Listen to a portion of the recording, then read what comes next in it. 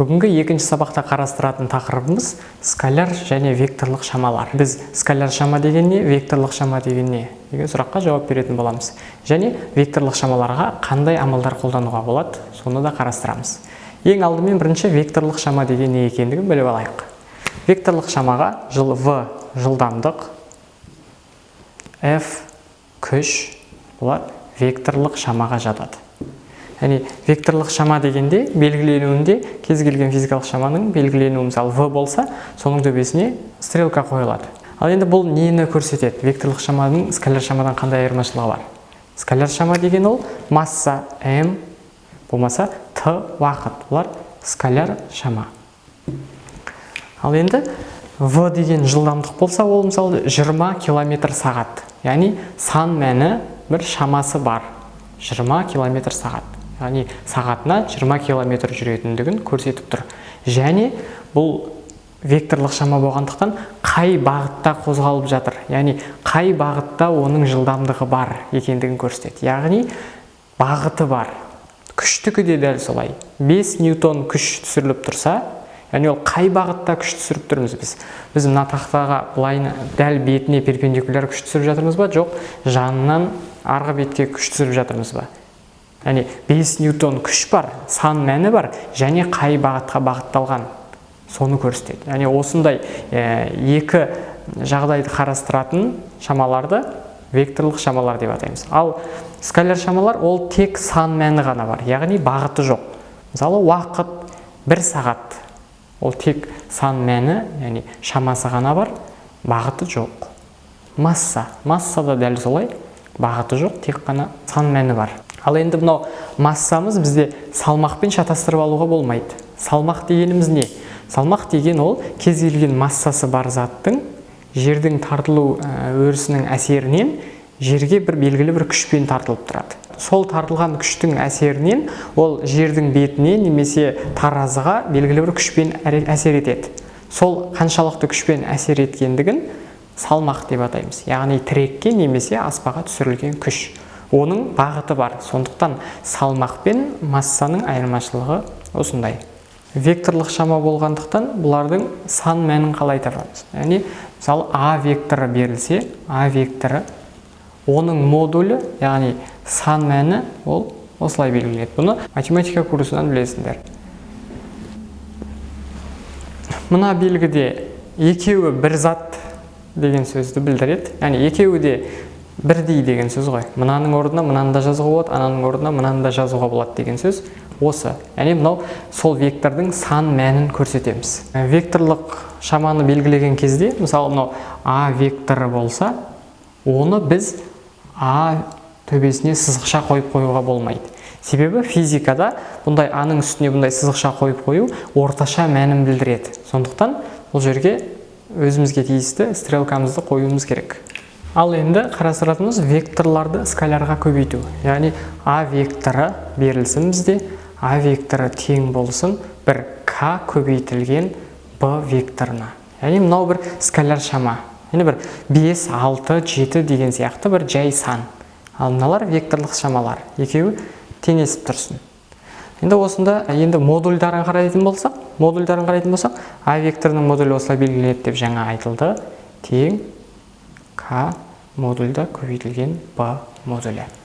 Яғни мына жерде к-ның тек оң мәнін ғана алып тұрмыз. Ал енді оң теріс мәндері векторларға қалай әсер етеді, соны қарастырайық. А векторына тең болып тұр к көбейтілген б векторына. Енді мына жердегі к-мыз біздің үлкен болса нөлден, яғни нөлден үлкен сан болса, онда а векторы мен б векторы бағыттас болады. Яғни а векторы бағыттас б векторына.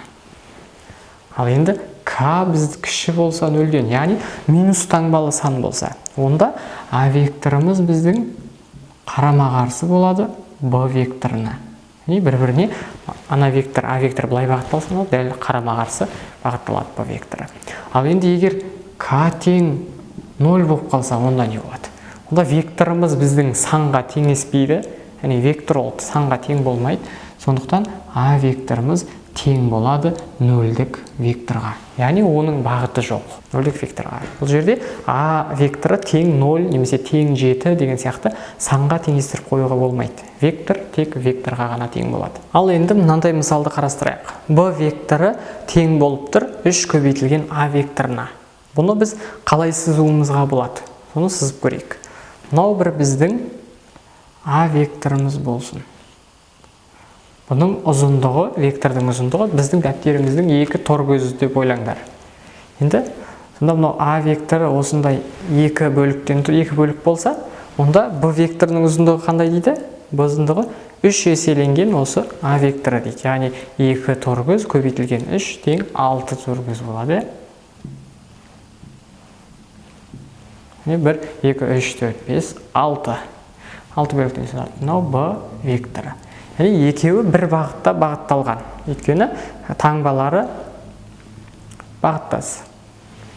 Ал енді С векторын қарайық. С векторы минус 2А дейді. А векторы және оның 2 еселенген, бірақ мына жерде минус таңбасы тұр. Яғни біздің бағанағы айтылған К-мыз 0-ден кіші болып тұр. 0-ден кіші минус 2-ге тең болып тұр. Ол кезде яғни векторлар бір-біріне қарама-қарсы болады деген сөз. Сонда А векторына қарама-қарсы былай бағытталады, бірақ 4 бөліктен құралады. Яғни мынау С векторы. С векторы сонда минус 2А-ға тең қарама-қарсы бағытталған. Ал енді Е векторы ол А векторына қарама-қарсы, бірақ модульдері бойынша бір-біріне тең. Мынау Е векторы. Осылай біз векторлық шамаларды жазып сызып көрсете аламыз. Енді векторларды қосуды қарастырайық. Мысалы А векторы берілсін және Б векторы берілсін. Осы екеуін біз қалай қосамыз? Бұл екеуін қосқан кезде бізде бір С векторы шығатын болсын. С векторы шығады, А векторы және Б векторы қосылғанда. С векторы ол қайдан шығады? Соны көрейік. Енді бізде А мен Б-ны қосу үшін біз Б векторын параллель көшіріп мына жерге әкеліп қоямыз. Яғни Б векторының басы А векторының соңымен біріктіреміз. Былайынан параллель көшіреміз. Яғни ешқай жаққа бұрып жіберуге болмайды, ұзындығын өзгертуге болмайды, тек осылай параллель көшіріп әкелеміз. Яғни вектордың ол бағыты бар және шамасы бар. Біз оның ұзындығын, яғни шамасын өзгерткен жоқпыз. Яғни шамасы үлкейген сайын вектордың ұзындығы қысарады. Ал енді бағыты ол қай бағытқа қарап тұр? Мына бағытқа қарап тұрды ма? Осы бағытқа қарап тұра беру керек. Біз сонда екеуін де өзгерткен жоқпыз. Яғни ешқандай ережені бұзбадық. Біз мынаны көшіреміз де мына жерге әкелеміз. Яғни параллель көшіру деп аталады. Сонда бізде А векторы бұл жерде тұрса, оған біз Б векторын былайынан көшіріп әкелеміз. Мынау А векторы, Б векторын параллель көшірдік. Б векторы. Ал енді бұл жерде қосқанда үшбұрыштар ережесі бойынша қоса саламыз. Мысалы, мынаны бір жүргізілген орын ауыстырулар деп қарастырайық. Орын ауыстырайық. Мына жерден бір адам мына нүктеден мына жерге дейін барды, одан кейін солға бұрылды да, ол қайтадан мына жерге келді. Яғни қорытынды, яғни қорытқы вектор ол былай бағытталады ғой. Сонда біздің С векторымыз осы. Яғни былай келді, яғни қорытқы вектор ол мына нүктеден мына нүктеге келді ғой. Ол мына жерден шығып қанша рет бұрылып жүріп келсе де, әйтеуір соңғы нүктесі осы. Сондықтан қорытқысы ол бастапқысы мен соңғы қосатын вектор болады. Яғни бұдан не шығады? Яғни бізде былай. Ал 4 вектор берілсін. А векторы, Б векторы, С векторы, Д векторы деген векторлар берілсе, біз бұның бәрін бір-біріне қоссақ, бір жерде бір F деген вектор шығады. Яғни біздің F векторымыз Д векторы. Яғни түсінікті. Осылай векторларды шексіз қоса беруге болады. Яғни екі вектор қосылып тұрып, оның үшіншісін тапсақ, бұл енді үшбұрыштар ережесі дейміз. Ал енді одан көбірек болса, көпбұрыштар ережесі деген сияқты қосып кете береміз. Және бұның енді параллелограмм арқылы қалай қосуға болатындығын көрсетейік. Параллелограмм ережесі бойынша А векторы мен Б векторын қалай қосамыз? Ол үшін біз бұда да параллель көшіреміз. Мынау А векторымыз болсын, мына Б векторын параллель көшіріп, екі вектордың басы мен басын біріктіреміз. Мынау Б векторы. Енді мына жерден параллелограмм құраймыз. Параллелограмм құрадық. Осы параллелограммның диагоналі бізде жаңағы С векторы болып шығады. бұл параллелограмм ережесі бойынша векторларды қосу деп аталады. Ал енді жаңағы үшбұрыштар ережесін қолданған ыңғайлы ма, жоқ, параллелограмм ережесі бойынша қосқан ыңғайлы ма? Бұл енді біздің есепте қойылып отырған шартымызға байланысты. Егер орын ауыстыруларға байланысты есептер шығаратын болсақ, онда үшбұрыштар ережесін қолданған дұрыс. Ал бір нүктеге түсірілген күштердің қорытқы векторын табу керек болса, онда бізде параллелограмм ережесі дұрыс болады. Векторларды қосуды кішкене жақсырақ түсіну үшін мынандай бір мысалды қарастырайық. Массасы 2 килограмм дене, массасы 2 килограмм дене. Осыған бір мынандай бұрышпен F1 күш әсер етті. F деген ол күш векторлық шама, оны ұмытқан жоқпыз әлі. F2 деген тағы да бір күш әсер етті. Онда екі жақтан екі бағытта күш әсер етіп тұр бізге. Денеміз қалай қарай қозғалады?